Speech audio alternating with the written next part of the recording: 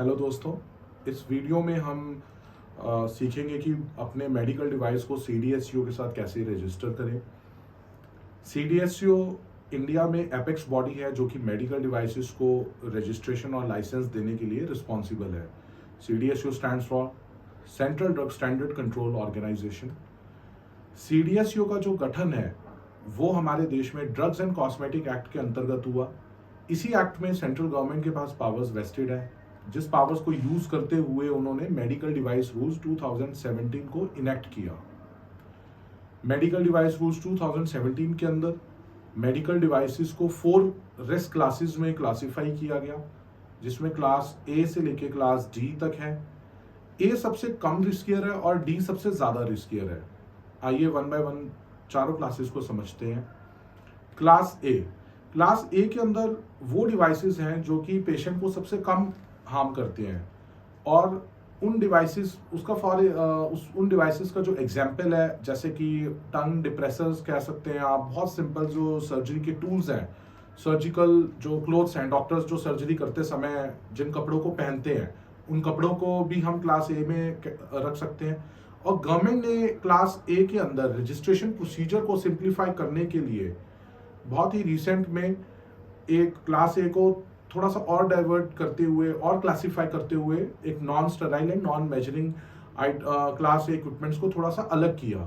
Non sterile मतलब जो ऐसे डिवाइसेस जिनको स्टेरिलाइजेशन की जरूरत नहीं है फाइनल मैन्युफैक्चरिंग के बाद कंज्यूमर के हैंड में देने से पहले, और नॉन मेजरिंग मतलब जिसमें कोई मेजरमेंट का फंक्शन ना हो। तो ऐसे अगर डिवाइसेस हैं क्लास ए के अंदर, तो उनके ऊपर गवर्नमेंट ने जो लीगल फॉर्मेलिटीज है रजिस्ट्रेशन की वो काफी कम रखी हैं। तो इस वजह से class a non sterile non measuring का जो क्लासिफिकेशन है गवर्नमेंट ने थोड़ा सा अलग तरीके से रखा।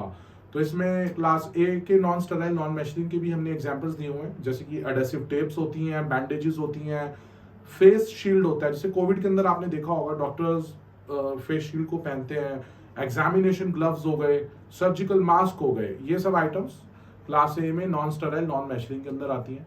क्लास बी के अंदर जिनकी वो डिवाइसेस हैं जिनकी मॉडरेट पॉसिबिलिटी है पेशेंट को हार्म करने के लिए, उसका एग्जाम्पल है infusion pumps, ultrasound machines, x ray machines, blood glucose meters, surgical needles, intraocular lens, endoscopes, defibrillators and electrocardiographs. तो ये सब चीज़ें हैं, और लिस्ट बहुत लंबी है मेडिकल डिवाइसेस के अंदर जितनी भी फील्ड्स हैं।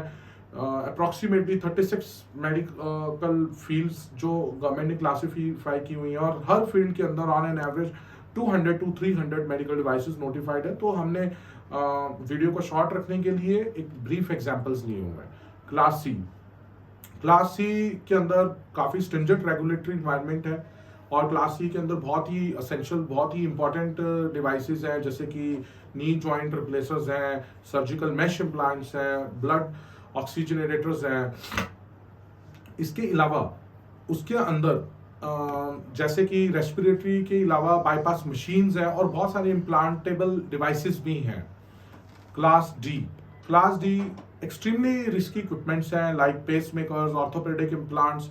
और क्लास डी के लिए जो रेगुलेटरी इन्वायरमेंट है बहुत ज़्यादा स्ट्रिक्ट है। उसके जो वैलिडेशन डेटा है उसको वैलिडेट करने के लिए government they ask very precise data, और काफ़ी सारी वैलिडेशन रिपोर्ट्स लगती हैं, उसके बाद ये ग्रांट होते हैं क्लास डी के अंदर। बेसिक स्टेप्स क्या है हमारे रजिस्ट्रेशन के?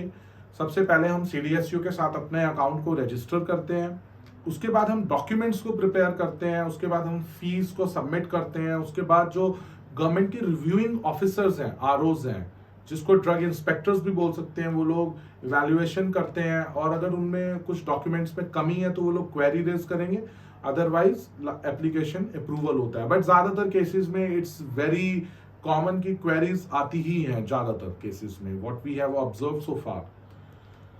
मेडिकल डिवाइसेस सीडीएसयू, क्योंकि हम इस वीडियो में सीडीएसयू के बारे में स्पेसिफिक बात कर रहे हैं, तो सीडीएसयू इंडिया के अंदर 2 तरीके के, इनफैक्ट 3 तरीके के लाइसेंस देता है: इंपोर्ट लाइसेंस, मैन्युफैक्चरिंग लाइसेंस और लोन लाइसेंस। तो इंपोर्ट लाइसेंस को हम MD14 में अप्लाई करते हैं, और MD15 में गवर्नमेंट उसको ग्रांट कर देती है।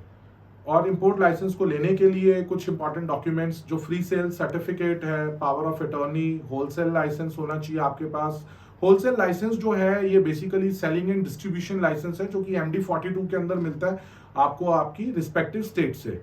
और plan master file, device master file, legal form ये डॉक्यूमेंट होता है कि जो आपका जितने भी डॉक्यूमेंट्स है जब आप सारे सबमिट करते हो एक लीगल फॉर्म जनरेट होता है, एक it's a kind of N oath and affidavit, जिसमें गवर्नमेंट बोलती है कि हाँ भाई आपने जो भी डॉक्यूमेंट सबमिट किए हैं वो सब करेक्ट हैं, और आप उसको डिजिटली साइन करते हो, then you reupload back to the website of CDSCO। So manufacturing licence है, मैन्युफैक्चरिंग लाइसेंस के अंदर फॉर्मेलिटीज काफ़ी ज़्यादा हैं, और जो CDSCO है उसके पास C&D जो क्लास के डिवाइसेस हैं सिर्फ उन्हीं को रजिस्ट्रेशन या लाइसेंस देने की बेसिकली पावर है।